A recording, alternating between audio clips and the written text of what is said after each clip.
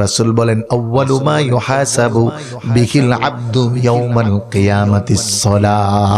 ও আমার উম্মতেরা, নামাজকে পরিশোধন করো, নামাজকে আঁকড়ে ধরো।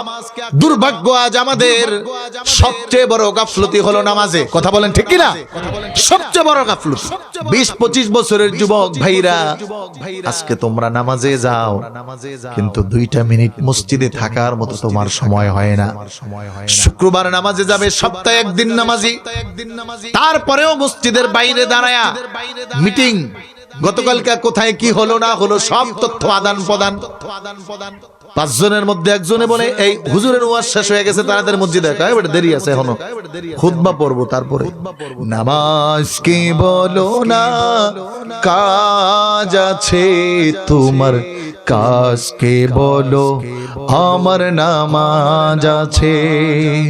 নামাজকে বলো না, কাজ আছে তোমার, কাজকে বলো আমার নামাজ আছে। বরং আমরা নামাজ রেখে ভাই আমার কাজ আছে, যাই। আজান হয়েছে, ইমাম ডাক দিয়েছে, বলে হুজুর কাজ আছে, পরে পড়বো না। হযরতে আবু হুরায়রা বলেন, শোনো দুনিয়ার মানুষ,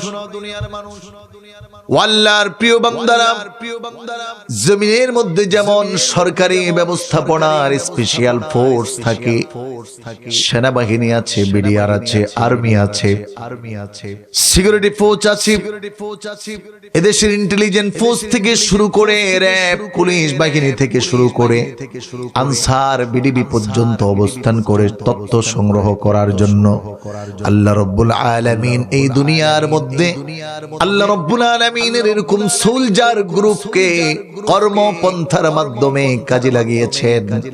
কাউকে বানিয়েছেন যারা মুমিনের সারাক্ষণ জীবনের আমলটুকু একটু একটু করে লিখে রাখবে। কোরআন বলে তাদের পরিচয় কিরাম মান কাতিবিনা ইয়ালামুনা মা তাফআলুন।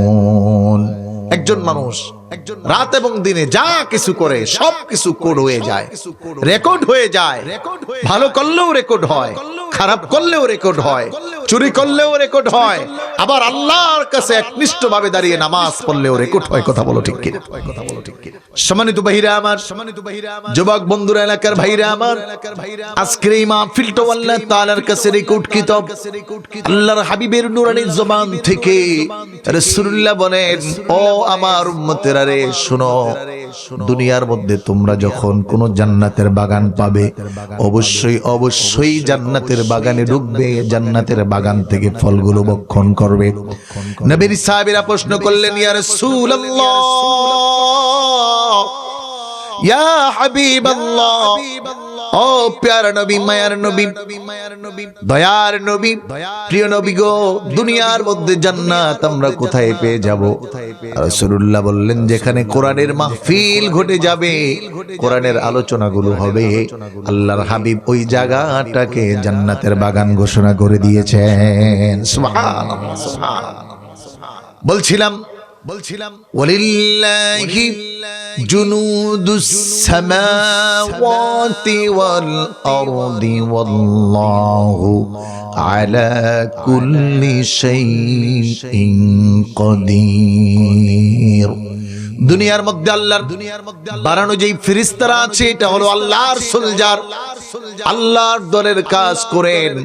কিছু মানুষকে কিছু ফেরেশতার মধ্যে আল্লাহ বানিয়েছেন যাদের কাজ, আল্লাহর ফেরেশতারা এক দলের কাজ হলো কিরামান কাতিবিন হিসেবে মানুষের আমল লিখবে। আবার আরেকটি দল স্পেশাল ব্রাঞ্চ আল্লাহ রাব্বুল আলামিন বানিয়েছেন, সমস্ত রাত্রিতে একটা স্পেশাল গ্রুপ কাজ করতে থাকে। আবার যখন সুবহে সাদিক হয়ে যায়, সারা দিনের জন্য আরেকটা গ্রুপ আল্লাহ রাব্বুল আলামিন নিযুক্ত করেন। হযরত আবু হুরায়রা বলেন, ওই গ্রুপটার কাজ হলো মালাইকাতান ইয়াতুফুনা ফিল আরদ, আল্লাহর জমিনে বিচরণ করা, জমিনের তথ্য সংগ্রহ করা। সুবহে সাদিক থেকে মাগরিব পর্যন্ত একদল সমস্ত জমিনের উপরে যত কাজ কর্ম ভালো কিংবা মন্দ সব কিছু রেকর্ড করে আল্লাহ তাআলার কাছে তথ্য পেশ করেন। আবার সন্ধ্যা হয়ে গেলে আরেকটি দল নেমে আসেন, শোবে সাদিক পর্যন্ত তারা কাজ করেন। আল্লাহর হাবিব বলেন, ও আবু হুরায়রা রে, জানোনি রাতের ফেরেশতাগুলো যখন কাজ করে যায়, দিনের ফেরেশতাগুলো যখন কাজ করে আল্লাহ তাআলার কাছে যায়, রব্বুল আলামিন প্রশ্ন করে, ও ফেরেশতা তোমরা কোথায় ছিলা? একটু আপনাদের থেকে শুনতে চাই, ফেরেশতা কোথায় ছিল? আমার রব জানে কি জানে না? আল্লাহ জানে কি জানে না? জোরে বলুন। অন্ধকারে করলেও জানে কে? এটা আওয়াজ করে বলতে হবে, অন্ধকারে করলেও জানে কে?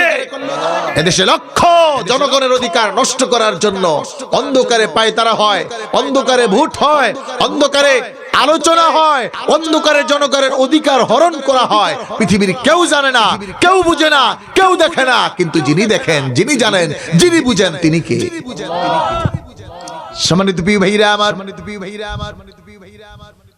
ফেরেশতাদের এই প্রশ্নে আল্লাহ তাআলার পক্ষ থেকে ফেরেশতাগুলো উত্তর দেয়, মালিক আপনি তো ভালো জানেন, আমরা ছিলাম আপনার দেওয়া দায়িত্ব পালন করতে। ওগো প্রভু, আমরা জমিনের তথ্য নিয়ে আসছি। আল্লাহর হাবিব বলেন, রব্বুল আলামিন প্রশ্ন করে, কি তথ্য এনেছ? ফেরেশতারা বলবে, এই আগামী ফজরে ফেরেশতারা বলবে, ও মালিক, চর মাধব নূরের চর জামে মসজিদের উদ্যোগে যে আয়োজন হয়েছিল, ওই আয়োজনে গিয়ে দেখলাম আপনার কিছু বান্দা গভীর রজনী পর্যন্ত জাগ্রত। শুধু আমাদের কথা নয়, সমস্ত জাহানে যত ভালো কাজ হয় সবগুলোর ব্যাপারে তথ্য দেওয়া হয়। আল্লাহ রাব্বুল আলামিন প্রশ্ন করে, আমার বান্দারা কি করছে? ফেরেশতারা উত্তর দেন, ইউসাব্বিহুনাকা ওয়া ইউহাম্মিদুনাকা ওয়া ইউসাজ্জিদুনাকা। আওয়াজ করে বলেন আল্লাহু আকবার। ফেরেশতারা বলেন, মালিক আপনার গোলামগুলো আপনার প্রশংসা, আপনার তাকাব্বুরি, আপনার বরত্ব প্রকাশ করতে করতে তাদের সময়টা ব্যয় করছে।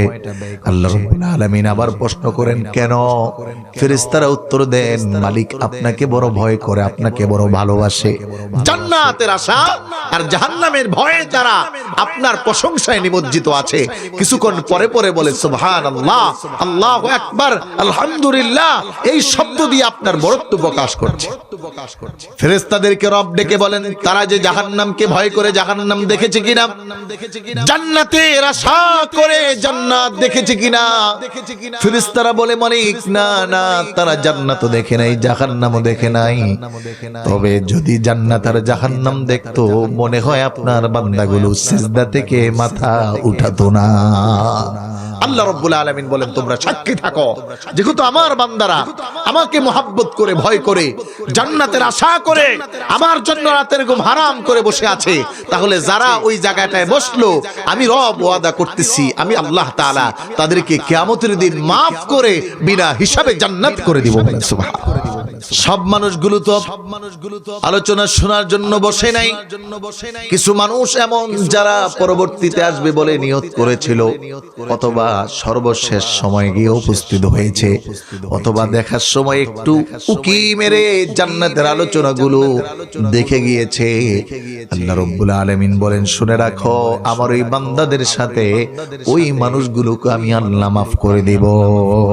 সুবহানাল্লাহ। আল্লাহ রাব্বুল আলামিন জানায়, কুল্লাউ কানাল বাহরু মিদাদাল লিকালিমাতি রাব্বি لنفد البحر قبل أن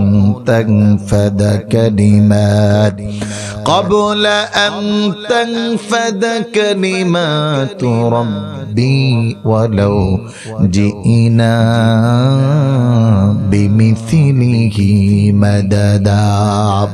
আল্লাহ রাব্বুল আলামিন জানায়, দুনিয়ার মানুষ, আমি রব্বুল আলামিনের নিয়ামতের প্রশংসা সমস্ত মানুষগুলো যদি শুরু করে দেয়, সমস্ত পানিগুলো যদি কালিতে পরিণত হয়, আর এগুলো যদি 7 গুণ পর্যন্ত বাড়িয়ে দেওয়া হয়, তার চেয়েও আরো বেশি যদি করা হয়, সব গাছপালা তরুলতাগুলোকে যদি কলম বানিয়ে দেওয়া হয়, কিয়ামত পর্যন্ত লিখতেই থাকবে, লিখতে থাকবে, বর্ণনা করতে থাকবে, কিন্তু আমি মালিকের প্রশংসা, আমি মালিকের নিয়ামতের বর্ণনা করে মানুষ সমাপ্ত করতে পারবে না।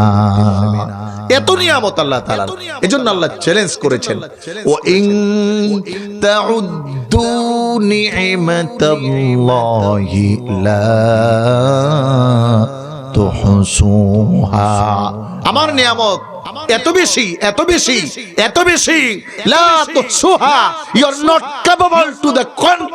ও দুনিয়ার মানুষ, আমি যত নিয়ামত দিয়েছি এটা তোমাদের পক্ষে গণনা করা সম্ভব নয়, সম্ভব নয়। একটু জবান খুলে বলতে হবে, এই সব নিয়ামত যিনি দিলেন তিনি কে? এজন্য প্রশংসা করতে হবে কার? আরো জোরে বলেন কার? ইবাদত হবে কার? গোলামি হবে কার? এজন্য প্রতিদিন গোলামি করা লাগে। আল্লাহ রাব্বুল আলামিন মুমিনের জন্য গোলামির সূরত রেখে দিলেন, পৃথিবীর শ্রেষ্ঠ সূরতে পরিণত করলেন। সমস্ত আকাশ এবং জমিনের মাঝে যত গাছপালা তরুলতা আমাদের চোখে ভাসে, অথবা পাহাড় পর্বত থেকে শুরু করে সব কিছুকে আল্লাহ রাব্বুল আলামিন এমন সূরত দিলেন। আর কেবলমাত্র মানুষ, শুধুমাত্র মানুষকে এই সকল সূরতের একটা নমুনা প্রকাশ করে আল্লাহর গোলামি করার সুযোগ দিলেন। সুবহানাল্লাহ, সুবহানাল্লাহ। মানুষ শ্রেষ্ঠ, শ্রেষ্ঠত্ব দিয়েছেন আল্লাহ, কিন্তু এই শ্রেষ্ঠত্বের জন্য তাকে শ্রেষ্ঠ কাজ করতে হয়। কারণ রব্বুল আলামিন মানুষকে বানিয়েছেন ইবাদত করবে তার। এজন্য ঈমানের পরে সবচেয়ে বড় ইবাদত হলো সালাত। আল্লাহর হাবিব বিশ্বনবী নূর নবী কায়নাত সরদার সরকারে দু জাহান নূরে মুজাসসাম হাবিবে কিবরিয়া মরুর দুলাল মা আমিনার দুলালি মুহাম্মদুর রাসূলুল্লাহ বলেন, ও আমার উম্মতেরা রে, শুনে রাখো, কিয়ামতের দিন সর্বপ্রথম যেই আমলের হিসাব হবে, যেই আমলের হিসাবটা সর্বপ্রথম হবে, ওটা আর কিছু নয়, আউয়ালু মা ইউহাসাবু বিহিল আবদু ইয়াউমাল কিয়ামাতিস সালাহ। নামাজ তোমার কেমন পরিশোধিত ছিল, নামাজে তুমি কতটুকু পাবন্দিওয়ালা ছিলা, নামাজটা ছিল কি ছিল না, এটার সর্বপ্রথম হিসাব হবে। আমার বান্দারা, আল্লাহ রাব্বুল আলামিন নবীর মাধ্যমে জানায়, শোনো, রোজ কিয়ামতের ময়দানে যেই দিন কেউ কারো নয়, যেই দিন মা ছেলেকে চিনবে না, বাবা সন্তানকে চিনবে না, সন্তান বাবা মা কাউকে চিনবে না। কোরআন বলছেন, ওয়াহাদাইকাল বাব ওয়া ফাকিহাতাও ওয়া আব্বা মাতা'আল লাকুম ওয়া লিআন'আমিকুম ফাইদা জাআতুত তাম্মাতুল কুবরা। আল্লাহ রাব্বুল আলামিন জানায়, শোনো, কিয়ামতের দিন সন্তান বাবাকে চিনবে না, বাবা সন্তানকে চিনবে না, ভাই বোনকে চিনবে না, বোন ভাইকে চিনবে না, মা মেয়েকে চিনবে না, মেয়ে মাকে চিনবে না, কেউ কাউকে চিনবে না, বন্ধু বান্ধবকে কেউ কাউকে চিনবে না। এই কঠিন কিয়ামতের ময়দানে যখন বিভীষিকাময় মুহূর্ত হয়ে যাবে, আর আল্লাহর হাবিব জানায়, সূর্যটা মাত্র আধাত উপরে অবস্থান করবে। সূর্যের প্রখরতার জন্য মানুষের মগজগুলো টকবক করে ফুটে ফুটে পড়বে, মানুষ ঘামে, এমন অবস্থা হয়ে যাবে, কেউ সাঁতরাবে, কেউ বা হাবুডুবু খেতে থাকবে, কারো হাঁটু পর্যন্ত, কারো পা পর্যন্ত, কারো মাজা পর্যন্ত ঘর্মে দুর্গন্ধযুক্ত পরিবেশ তৈরি হবে। ওই কঠিন মুসিবতের সময় সর্বপ্রথম হিসাবটা শুরু হবে নামাজ দিয়ে।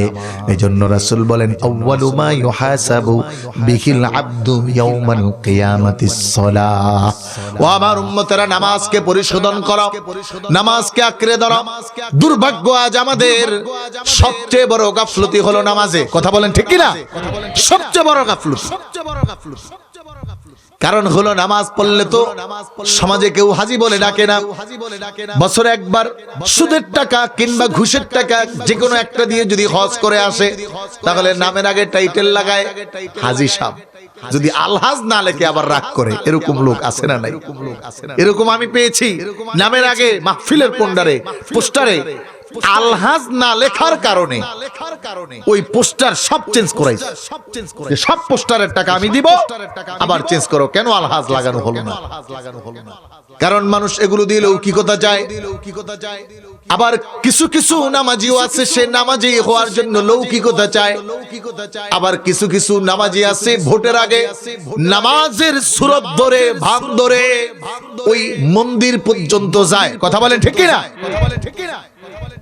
নামাজের সুরত ধরেছে, দাড়ি টুপি জুব্বা সব লাগায়া ভালো করে টুপিটা পরে এবার মন্দিরে যায়া বসে বসে দেখি আবার মন্দিরের ড্যান্সও দেখে। আছে না নাই? একটু কথা বলতে হবে, আছে না না? আবার কিছু কিছু নামাজে হলো বাৎসরিক নামাজের ভেষ ধরে, কিন্তু প্রকৃত মুমিন সফল কাম হলো সেই মুমিন যেই মুমিন তার নামাজকে সুন্দর করেছে, নামাজকে হেফাজত করেছে। এজন্য আল্লাহর হাবিব সাল্লাল্লাহু আলাইহি ওয়াসাল্লাম জানায়, ও আমার উম্মতেরা, প্রথম হিসাব হবে নামাজের। যার নামাজটা পরিশোধিত হয়ে যাবে ওই ব্যক্তির জন্য পরকালে আর কোনো পেরেশানি থাকবে না। এজন্য নামাজ সংশোধন, পরিশোধন সুন্দর হওয়া দরকার, আছে না নাই? সম্মানিত প্রিয় ভাইরা আমার, নামাজীদেরকে কোরআনুল কারীম 1 নম্বর সিফাত, 1 নম্বর বৈশিষ্ট্য, 1 নম্বর গুণাবলী দান করেছেন। ওই ব্যক্তিরা হবে সফল কাম। যেই দিন সব মানুষগুলো পেরেশান হয়ে যাবে ওই দিন নামাজীরা কিয়ামতের দিন আল্লাহর সামনে সফল কাম হয়ে জান্নাতে প্রবেশ করবে। এজন্য আল্লাহ রাব্বুল আলামিন কোরআনুল কারীমে বলছেন, ক্বাদ আফলাহাল মুমিনুনাল্লাযীনা হুম ফি সালাতিহিম খাশিউন। নামাজীদের 1 নম্বর পুরস্কার, পরকালে যেতে হবে না। নামাজি মানুষগুলো যদি নামাজে পাবন্দী করা হয়ে যায়, নামাজের সঠিক সংরক্ষণকারী হয়ে যায়, নামাজে আল্লাহ রাব্বুল আলামিনের জন্য নিবেদিত প্রাণ হয়ে যায়, আল্লাহ রাব্বুল আলামিন জানায় ওই মানুষগুলো দুনিয়াতেই সফল হয়ে যাবে। ওই মানুষগুলোকে দুনিয়াতেই ফেরেশতারা তালকিন দিতে থাকবে। এজন্য আল্লাহ রাব্বুল আলামিন জানালেন, আমার বান্দাদের মধ্যে ওই মানুষগুলো হলো সফল কাম। ওই মানুষগুলো সফল কাম হয়ে গেছে, ওই মানুষগুলো পুরস্কৃত হয়ে গেছে, ওই মানুষগুলো জান্নাতি হয়ে গেছে, ওই মানুষগুলো জান্নাতের জন্য সিলেকশন হয়ে গেল। কারা? কোরআন বলছে, আল্লাযীনা হুম ফি সালাতিহিম খাশিউন। যারা একাগ্র চিত্তে পৃথিবীর সব বাদ দিয়ে এক আল্লাহর জন্য নামাজের মধ্যে রুজু হয়েছে, বলেন সুবহানাল্লাহ। সম্মানিত ভাইরা আমার, কেমন নামাজ একটু ভালো করে খেয়াল করুন, তাহলে তাদের 1 নম্বর পরিচয় হলো তারা সফল কাম। কারা? বলে যারা এক আল্লাহর জন্য সালাত আদায় করে, পৃথিবীর কোনো মানুষকে দেখানোর জন্য নয়, সালাতের মধ্যে এত বেশি একাগ্র চিত্ত হয়ে যায়, ফি সালাতিহিম খাশিউন, কেমন জানি তারা এক আল্লাহর সামনে দাঁড়িয়ে আছে। কেমন সালাত! আমার প্রিয় ভাইরা আমার, বন্ধুরা, একখানা হাদিস আপনাদেরকে শোনাতে চাই। বিশ্বনবী সাল্লাল্লাহু আলাইহি ওয়াসাল্লাম জাতুর রিকা যুদ্ধ থেকে আগমন করছিলেন। প্রত্যাবর্তনকালে রাসূলুল্লাহ এক জায়গায় রাত্রি হয়ে গেল। সাহাবীদেরকে বললেন, তোমরা সবাই সামিয়ানা টানিয়ে দাও, রাত্রি আমরা এখানেই অবস্থান করব। রাসূলুল্লাহর আদেশে সাহাবায়ে কেরাম সামিয়ানা টানিয়ে দিলেন, রাত্রি অবস্থান করবেন। বিশ্বনবী সাল্লাল্লাহু আলাইহি ওয়াসাল্লাম ডেকে ডেকে বললেন, ও আমার সাহাবীরা শোনো, আমি তোমাদের মাঝে দুই একটি আলোচনা রাখতে চাই। সাহাবায়ে কেরাম রাসূলুল্লাহর সামনে, নবীজি আমার তার নুরানি জবান দিয়ে বললেন, ও সাহাবীরা, তোমাদের মধ্যে এমন কে আছো মুসলমানদের এই শিবিরকে রাত্রে পাহারা দিতে পারবে? এমন কোন মানুষটা আছো যারা সারা রাত্র জাগ্রত থেকে মুসলিমদেরকে পাহারা দিবে? কারণ হাদিসের মধ্যে আসছে, ওই চক্ষু কখনো আল্লাহর জাহান্নামে যাবে না যেই চক্ষুটা মুসলিম শিবিরকে পাহারা দেওয়ার জন্য নিমজ্জিত হয়ে যায়। সুবহানাল্লাহ। ওই চক্ষু জাহান্নামে যাবে না। আমার প্রিয় ভাইরা আমার, বন্ধুরা, নবীজি আমার সাহাবীদেরকে বললেন, সাহাবীদের মধ্য থেকে দুইজন সাহাবী হাত তুললেন, লাব্বাইকা ওয়া সা'দাইকা ইয়া রাসূলুল্লাহ। ও নবী, আমরা দুইজন সাহাবী সারা রাত্র জাগ্রত থেকে মুসলমান শিবিরকে আমরা পাহারা দেব। নবীজি তাদেরকে দায়িত্ব দিলেন, সব সাহাবীদেরকে বললেন তোমরা ঘুমিয়ে যাও, যেগুলো তো আবার সকাল বেলা সফর শুরু করতে হবে। দুইজন সাহাবী দায়িত্ব নিয়ে দুইজনের মধ্যে একটা আলোচনা হলো, পরামর্শ হলো। একজন আরেকজনকে বললেন, ভাই যেহেতু আমরা দুইজন, সমস্ত রাত্রিতে দুইজন জেগে থাকা বড় কঠিন হয়ে যাবে, বরং রাতের আগে দুইটা ভাগ করে নেই।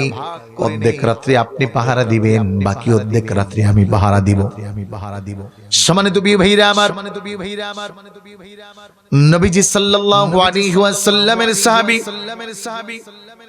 দুইজনের মধ্যে কাজের বন্টন করে সমস্ত রাত্রি পাহারা দেওয়ার জন্য তারা রেডি হয়ে গেলেন। সমস্ত রাত্রিতে পাহারা দিবেন বলে দুই সাহাবীর মধ্যে সমঝোতা হলো। একজন সাহাবী রাতের প্রথমাংশে পাহারা দেওয়ার জন্য দাঁড়িয়ে গেলেন, অপর সাহাবীকে ঘুম পাড়ায়া দিলেন। কিতাব প্রমাণ করে সাহাবায়ে কেরাম তো এমনি সফল কাম হয় নাই, দুনিয়ার মধ্যে থাকাকালীন সময়ে তারা জান্নাতের সার্টিফিকেট নিয়েছেন, কোরআনুল কারীমের মতো কদ আফলাহাল মুমিনুনের অন্তর্ভুক্ত হয়েছেন।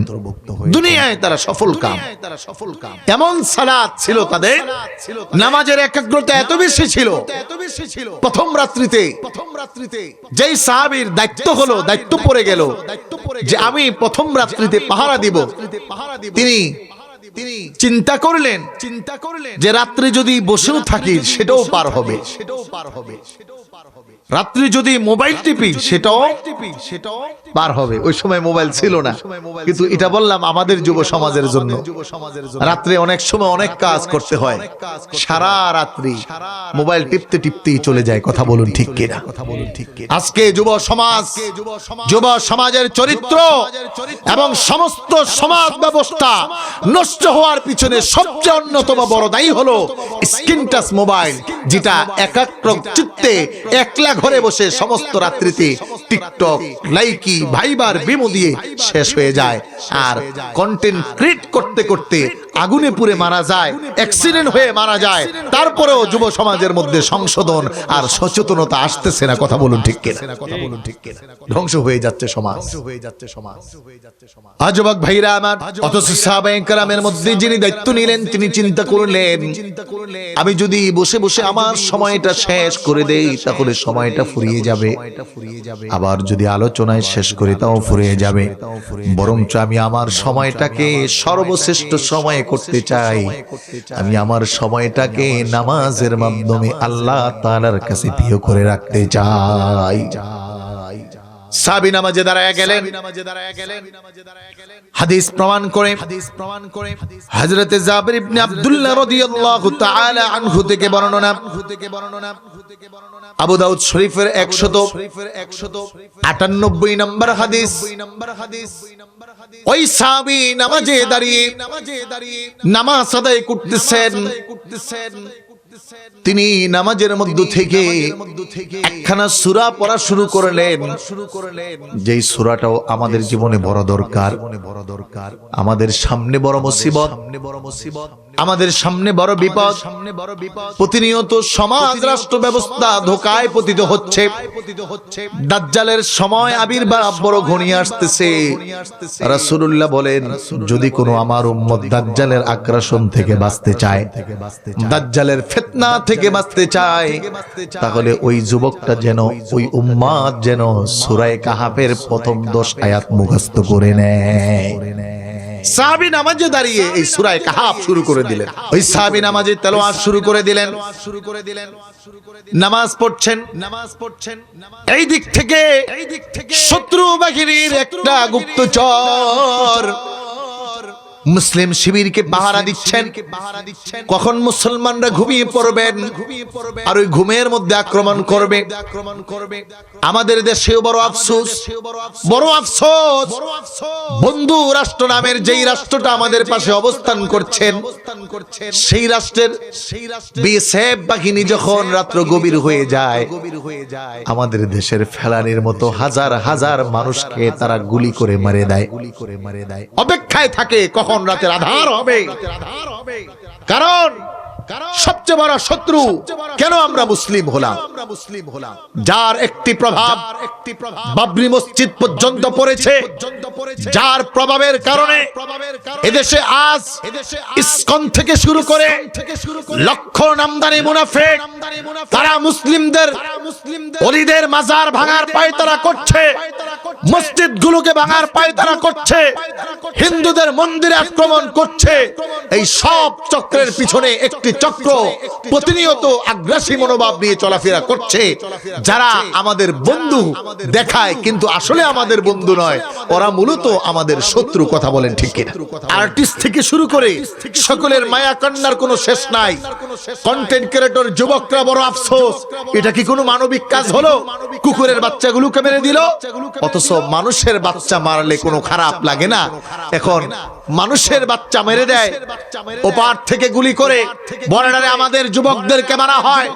এদেশে হাজার যুবকদেরকে বন্দী করে গুম করে মারা হয়, তাদের কোনো কষ্ট লাগে না, কষ্ট লাগে কুকুরের বাচ্চা মারলে। এরকম অবস্থা আমাদের দেশে আছে না নাই? জোরে বলেন আছে না নাই? খুব তাদের খুব মায়া। যেমন গত কিছুদিন আগে ঘটে গেল আউল সরকার, লম্বা লম্বা চুল বাউল সরকারের ঘটনা।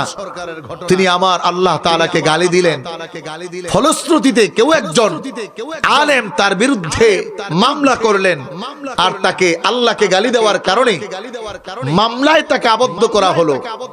কিন্তু এদেশের কিছু মানুষ তার পক্ষে আবার স্লোগান তুলল।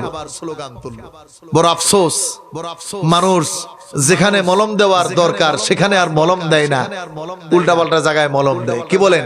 আপনার মাথা ব্যথা পায়ে মলম দিলে সারবে? জোরে বলেন, হাতে মলম দিলে সারবে? এজন্য আমাদের অবস্থা হয়ে গেছে বড় ব্যাগতি। এখনো সময় আছে, এখনো সময় আছে যুব সমাজকে এই আগ্রাসী মনোভাব থেকে, এই চরিত্রহীন ধ্বংস সমাজ ব্যবস্থাকে উত্তোলন করতে হলে পথ একটাই, সেটা হলো শাহজালালের পথ, শাহ পরানের পথ, শাহ মাকদুমের পথ, শাহ ফুলতলির পথ, খানজাহার আলীর পথ, সিনাদের পথ, জনপুরীদের পথ, হক্কানি আল্লাহওয়ালাদের পথ। কথা বলেন ঠিক কিনা? কারণ আমরা দেখেছি এদেশে অনেক পথ আসছে, তারা তাদের নিজেদের জন্য রোজার পূজা এক করে দিতে রাজি। খুব ভালো করে খেয়াল করুন, শত্রু বাহিনী পাহারা দেয়, মুসলিম কখন ঘুমাবে, ঘুমাইলে আক্রমণ করে সবাইকে মেরে ফেলবো। বিশ্বনবীর সাহাবী নামাজে দাঁড়িয়ে গেলেন, কারণ মুসলিমরা তো তাদের মতো গুপ্তচর বৃত্তি করেন না। মুসলিম হলো একক আল্লাহর বিশ্বাসী নবীজির গোলাম, এক আল্লাহ তাআলার উপাসনা করে। সাহাবী আমার নামাজে দাঁড়িয়ে কোরআনের মজা পেয়ে গেলেন। কোরআন তেলাওয়াত এত মধুর ভাবে পড়ছেন, দুরাকাত নামাজ সমাপ্তি হওয়ার মধ্য থেকে চলমান তেলাওয়াত, নামাজ চলছে, কোরআন তেলাওয়াত চলছে। রাতের ওই কাফেরদের বন্দী শিবিরের মধ্য থেকে যে গুপ্তচর আসছেন, গুপ্তচর খেয়াল করতেছেন মুসলিম শিবির পাহারা দেওয়ার জন্য কেউ আছে কিনা। আবু দাউদ শরীফের হাদিস বর্ণনা করেন, কাফেরদের গুপ্তচর দূর থেকে তাড়ায়া দেখতেছেন মুসলিম শিবিরের মধ্যে কাউকে দেখা যায় কিনা। রাতের অন্ধকারে ভালো করে বুঝতেছেন না, দূর থেকে তাকায়া দেখেন একটা গাছের মতো কি জানি দাঁড়ায় আছে, মানুষ কিনা তা বোঝা যাচ্ছে না, আবার কাছেও আসতে পারেন না। যদি দেখে ফেলেন তাহলে মুসলিম বাহিনীর হাতে ধরা পড়ে যাবেন। মানুষ না গাছ, এটা বোঝার জন্য ওই শত্রু বাহিনীর গুপ্তচর দূর থেকে তীর নিক্ষেপ করা শুরু করলো। তিনি মনে মনে ভাবলেন যদি মানুষ হয়ে যায় তাহলে তীর বেঁধে গেলে তো সাথে সাথে সরে যাবে, আর যদি মানুষ না হয়ে গাছ হয় তাহলে তীর পড়ার পরেও সরবে না। কিতাব প্রমাণ করি, বিশ্বনবীর সাহাবী নামাজে দাঁড়িয়েছেন, সূরা কাহাফ তেলাওয়াত চলছে, হঠাৎ করে একটা তীর এসে পিঠের মধ্যে বেঁধে গেল। নবীর সাহাবী নামাজ ছাড়েন না। কিতাব প্রমাণ করি, যখন পিঠের মধ্যে ওই শত্রু শিবিরের গুপ্তচরের তীর এসে বিঁধল, তীরের মাথা দিয়ে রক্ত বের হওয়া শুরু হলো। নবীজির সাহাবী নামাজ ছাড়তেছেন না। কোরআনের মজা, এত মজা লেগেছে, মজা পাওয়ার কারণে নামাজ থেকে ছুটে যাচ্ছে না। কারণ এমন আল্লাহর সামনে দাঁড়িয়েছেন। রাসূল বলেন, ও আমার উম্মতেরা রে, যখন তুমি এমন ইবাদতের জন্য দাঁড়াবে, কান্নাকা তারাহু ফাইল্লাম তাকুন তারাহু ফাইন্নাহু ইয়ারাক, তাহলে তুমি এমন ভাবে দাঁড়াবে যেন তুমি আল্লাহকে দেখে দেখে নামাজ পড়ো। আল্লাহু আকবার বলেন। বলে আল্লাহকে দেখে দেখে নামাজ পড়তেছো। আর যদি এমন না হও, তাহলে ফাইল্লাম ইয়ারাক, মনে করো যে আমি আল্লাহকে না দেখলেও আমার আল্লাহ আমাকে দেখেন। জবান খুলে বলুন তো, আমার রব আমাকে দেখে কি দেখে না? হ্যাঁ, জোরে বলেন, দেখে কি দেখে না? রাতের গভীরে যদি আমি কোনো পায়তারা করি, দেখে কে? জোরে বলেন, দেখে কে? কোরআন বলছে আল্লাহ, মা ইয়াকুনু মিন নাজওয়া সালাসাতিন ইল্লা হুয়া রাবিউহুম ওয়ালা খামসাতিন ইল্লা হুয়া সাদিসুহুম ওয়ালা আদনা মিন যালিকা ওয়ালা আকবার ইল্লা হুয়া মাআহুম আইনামা কানু। আল্লাহ রাব্বুল আলামিন জানায়, ও আমার বান্দারা, একজন হও, দুইজন হও, তিনজন হও, অধিক হও, অথবা যতজন তোমরা হও না কেন, যত গোপনীয়তা রক্ষা করো না কেন, ওই জায়গায় আর কেউ থাকুক আর না থাকুক, আমি আল্লাহ উপস্থিত আছি। আল্লাহ উপস্থিত। এজন্য বলা হয় আসসালাতু মিরাজুল মুমিনিন, বলে মুমিনের সাথে রবের সম্পর্কের, রবের মোহাব্বতের, রবের ভালোবাসার সবচেয়ে মধুর ইবাদত আর সবচেয়ে মধুর ওয়ার্ক আর কাজ হলো সালাত। সালাত, সালাত। সম্মানিত ভাইরা আমার, খুব ভালো করে বুঝুন, রব বলছেন যারা সালাত আদায়কারী তারা সফল কাম। সাহাবীর পিঠের মধ্যে তীর নিক্ষিপ্ত হলো। গুপ্তচর খেয়াল করে দেখলেন নড়াচড়া করছেন না। তিনি তারপরও সন্দেহ দূর করার জন্য চিন্তা করলেন, যদি নবীর সাহাবী হয়ে যায় তাহলে তো সহজে ভেঙে পড়বে না। কারণ এক একজন নবীর সাহাবী ফাবি আইয়ি ইহতিদাইতুম ইহতিদাইতুম, প্রত্যেকেই সীসা ডালা প্রাচীরের মতো বড় ঈমান। আবার নিক্ষিপ্ত করলেন তীর। আরেকটা তীর যখন এসে পিঠের মধ্যে বিঁধল, এবার সাহাবী রক্ত বের হতে হতে কিছুটা দুর্বল হয়ে গেলেন। কিতাব প্রমাণ করে সাহাবী তারপরেও নামাজ ছেড়ে দিলেন না। কারণ নামাজের মধ্যে পৃথিবীর কোন বাদশার সামনে দাঁড়ান নাই, দাঁড়িয়েছেন যার সামনে। একটু জবান খুলে জোরে বলতে হবে, তিনি কে? আমরাও তো নামাজে দাঁড়াই, মশায় কামড় দেওয়ার আগেই তো লাড়াছাড়া দিয়ে লাই। কথা বলেন, মশায় কামড় দিলে নামাজ ছাইরা দিয়েই থাপড় দেয়, আছে না নাই? আবার নামাজের মধ্যে বিআই এবার জিনিসপত্রটা ভালো দিছে না, কথা কেন, আছে না নাই? নামাজে দাঁড়িয়েছে, গতকালকে গেলাম মাছ পাইলাম না, আসে কিনা? নামাজে দাঁড়ানোর পরে দুনিয়ার সব কথা মনে আসে। নামাজি এমন, আমি তো প্রায় বলে থাকি যে আমাদের করুণ পরিণতি, করুণ অবস্থা। এক লোকের নামাজি, খুব ভালো নামাজি, বাজারে দোকান ছিল 4টা। কয়টা? জোরে বলেন, কয়টা দোকান? সবাই বলতে হবে কয়টা? উনি প্রতিদিন 4 দোকান বন্ধ করে বাজারের ইমাম সাহেবের পিছনে প্রতিদিন এশারের নামাজ জামাতে পড়ে বাড়িতে আসলো। আর চিন্তা করতো, যদি কোনোদিন ইমাম সাহেবের পিছনে নামাজ না পড়ি তাহলে তো আর জামাত পড়া হবে না, জামাতে পড়ে বাড়িতে আসতো। দুর্ভাগ্যবশত ইমাম সাহেব একদিন 4 রাকাত নামাজের 3 রাকাত পড়াইছে, হয় না? মাঝে মাঝে ভুল হয় কিনা? 3 রাকাত পড়ানোর পরে ইমাম সাহেব বলতেছে, নামাজ ক রাকাত হলো, আমার তো সন্দেহ হচ্ছে। পাশে আরো কিছু মুসল্লি তারাও বলতেছে, হুজুর নামাজ 3 রাকাত হলো না 4 রাকাত হলো, আমাদেরও সন্দেহ লাগতেছে। কিন্তু ওই যে দোকানদার, কয়টা দোকান?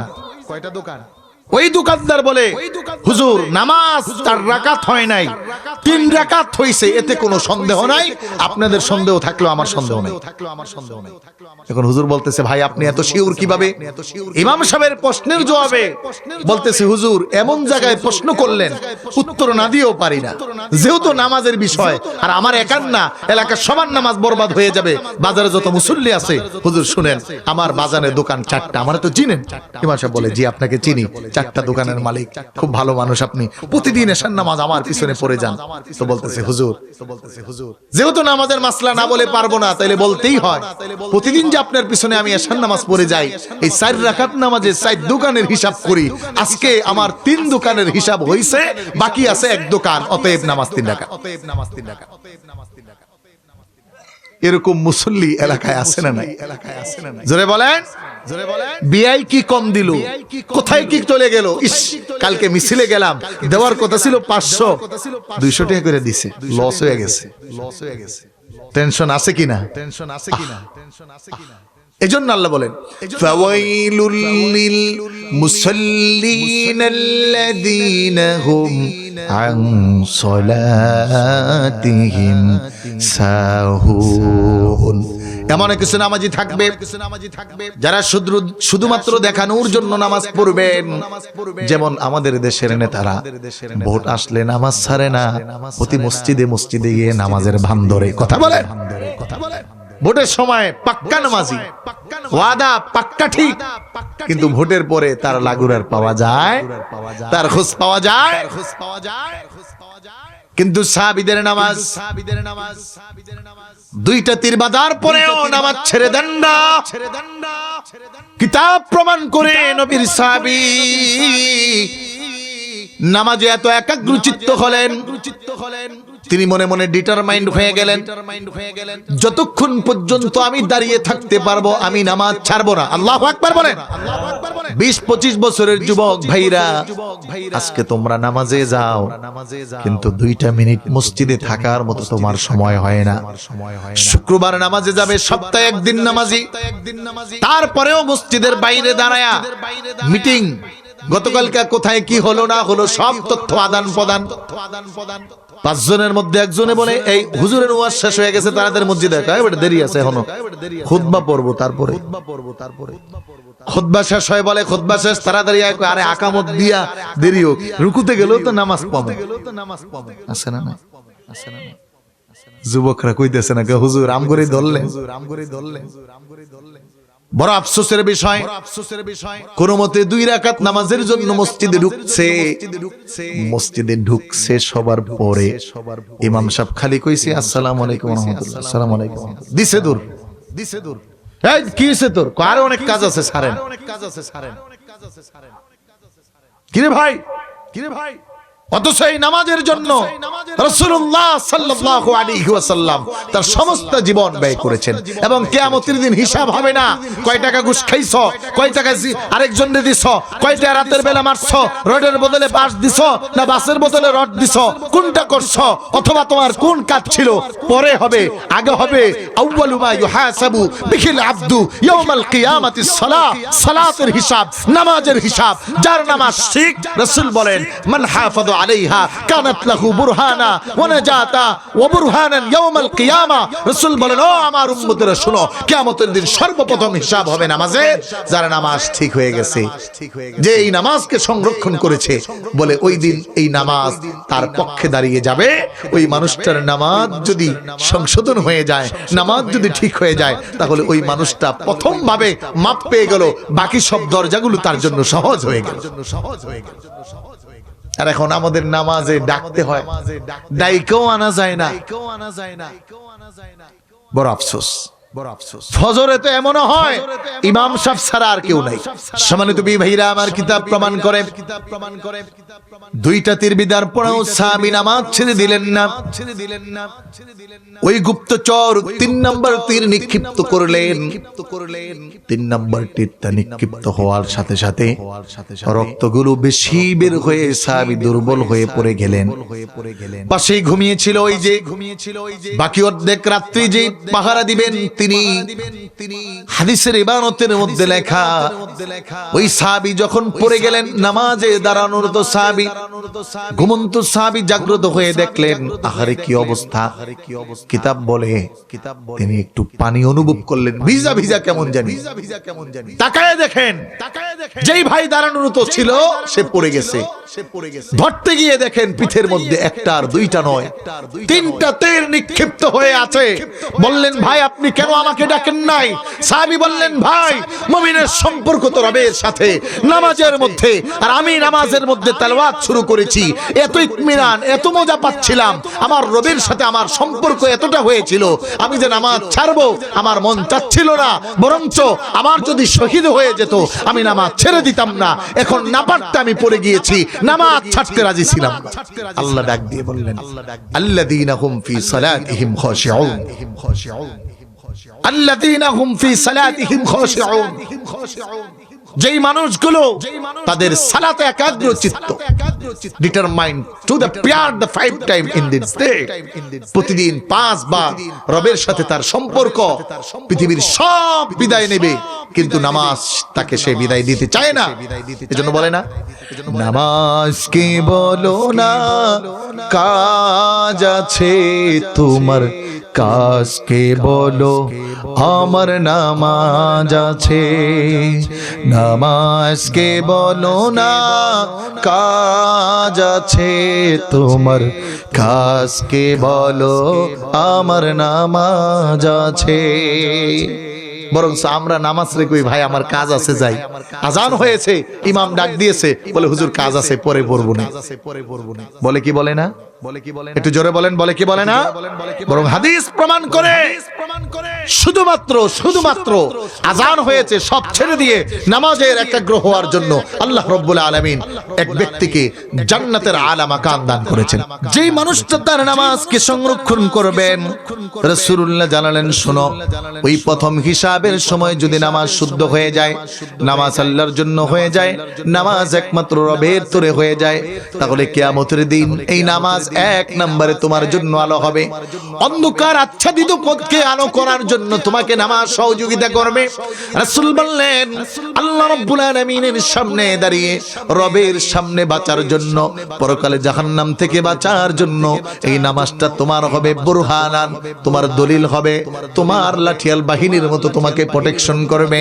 আল্লাহর হাবিব সর্বশেষ বললেন যেই মুমিনের, যেই ইমানদার, যেই উম্মতের নামাজ সুন্দর হয়ে যাবে একমাত্র আল্লাহর জন্য হবে, কিয়ামতের দিন রব্বুল আলামিনের সামনে ওয়ানাজাতান ইয়াউমাল কিয়ামা, আল্লাহ রব্বুল আলামিনের সামনে ওই বান্দাকে নামাজ বিনা হিসাবে জান্নাতে প্রবেশ করায় দিবে। সুবহানাল্লাহ সুবহানাল্লাহ। এজন্য নামাজ পরিশুদ্ধতা একাগ্রচিত্তে করার দরকার আছে না নাই ভাই? জোরে বলুন আছে না নাই? আপনি নামাজ পড়বেন না ছাড়বেন? জোরে বলেন। মনে রাখবেন এদেশে লক্ষ পীর নামে ভণ্ড আবিষ্কৃত হয়েছে। কিছু কিছু পীর তো এমনও পাওয়া যায় যারা বলে নামাজ রোজা দরকার নাই, আছে না নাই? আবার কিছু ভণ্ড আছে যারা বলে মারিফাতের নামাজ, মারিফাতের নামাজ বলতে কোনো নামাজ নাই, ওগুলো বাউল ফাউল সরকার নামের। এই ভণ্ডদেরকে শায়েস্তা করতে হবে, কথা বলো ঠিক কিনা? সম্মানিত ভাইরা আমার, মনে রাখবেন ফুলতলি মাসলাক যারা আছেন, জানপুর, সিনা, সোনাকান্দা, এভাবে করে 2500 থেকে শুরু করে সম্মানিত ভাইরা আমার হক মার্কাজগুলোর প্রথম দাওয়াত হলো মুরিদ হলে অথবা অনুসারী হলে অথবা সদস্য হলে নামাজ আগে পড়ো তারপরে পরে কাজ।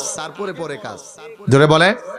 এখন একদল বের হয়েছে, হ্যাঁ, তারা শরীয়তের নামাজ পড়ে না। মনে রাখবেন এদের সাথে শরীয়তের ইসলামের কোনো সম্পর্ক নাই। আল্লাহর কসম, রাসূল বলেছেন একজন মুমিন আর কাফেরকে বুঝতে যেটা তোমরা মেটার থার্মোমিটার হিসেবে ধরবা ওইটা হলো নামাজ। যদি কেউ নামাজ না পড়ে তাহলে সে মুমিন নয়, সে মুসলমান নয়। আসসালাতু বাইনাল কুফরি ওয়াল মুসলিম, মুসলিম এবং কুফরের মধ্যে, কাফের এবং মুসলমানের মধ্যে পার্থক্য করবে নামাজ। এজন্য নামাজ দরকার আছে না নাই? জোরে বলুন। পড়তে রাজি আছি না আমরা? ইনশাআল্লাহ পড়বেন তো ইনশাআল্লাহ। কারণ কিয়ামতের দিন রাসূল একই হাদিসে বললেন ওমান লাম ইউহাফিজ আলাইহা, যদি সে নামাজকে সংরক্ষণ না করে, তাহলে কিয়ামতের দিন তার পক্ষে কোনো সাক্ষী থাকবে না, কেউ দাঁড়াবে না। তার মরণটা ইহুদি নাসারা হয়ে যাবে, নাসারা ইহুদিদের মতো হবে, পরকালে তার উত্তোলনটা ফেরাউনের সাথে হবে।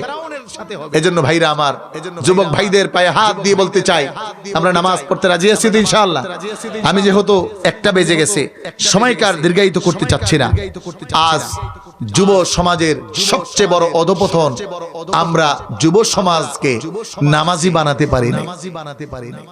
সব পারে যুবক, নামাজ পড়তে পারে না, নামাজে আত্তাহিয়াতু পারে না, দুরূদ শরীফ পারে না, এরপরে 4টা সূরা শুদ্ধ করে পারে না, একটা সূরা শুদ্ধ করে পারে না।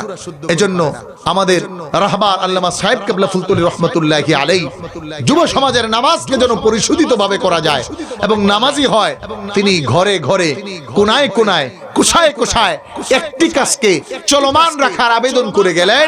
ও আমার ভাইয়েরা, একটা কাজকে করো, দারুল কেরাত গঠন করো, মানুষগুলো যেন অন্তত নামাজি হওয়ার জন্য শুদ্ধ করে একটা সূরাও পড়তে পারে। আজকে দারুল কেরাত আছে বটে, কিন্তু আমাদের কোনো অনুশোচনা নাই, আমার সময় নাই। এত টাইম আছে নাকি হুজুর? দুনিয়ার কাজ করতে করতেই তো শেষ। কারণ চুরি করার যে আন্দোলন আমাদের দেশে আছে, বড় মুসিবত হয়ে গেছে।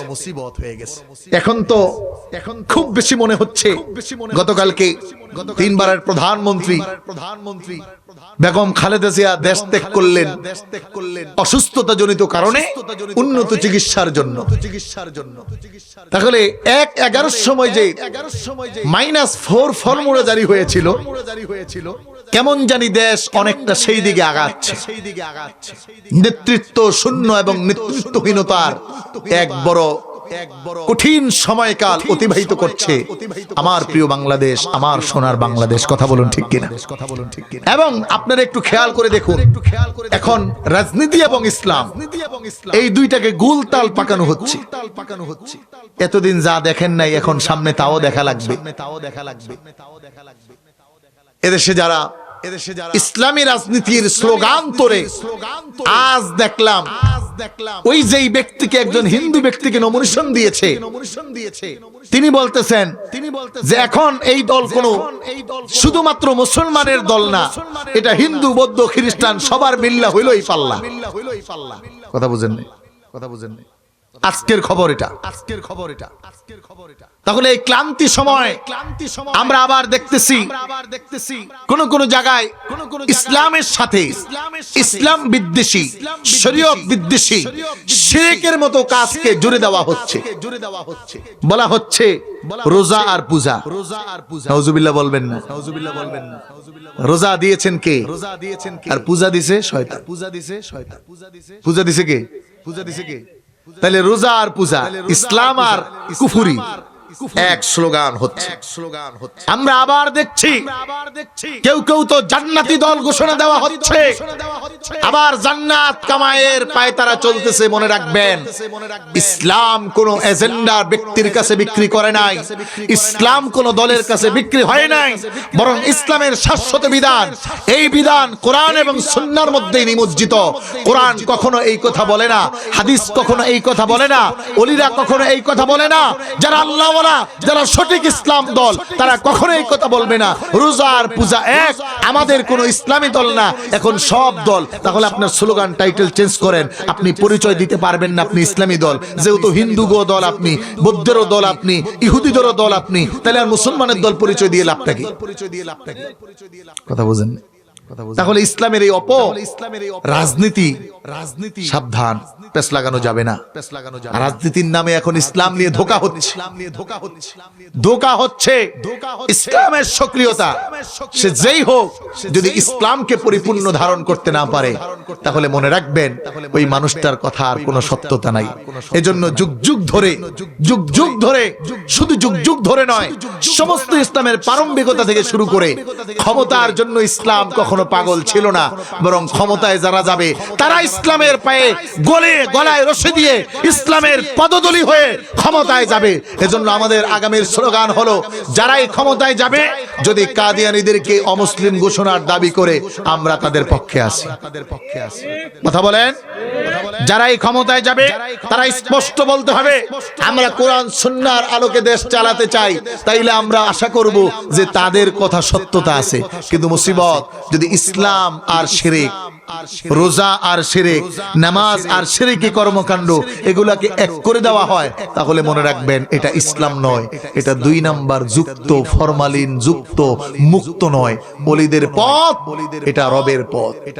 ওলিদের পথ, সাহাবীদের পথ, তাবিদের পথ, এটা হলো রাসূলুল্লাহর পথ। আর রাসূলুল্লাহর পথ ই হলো আল্লাহ তাআলার পথ।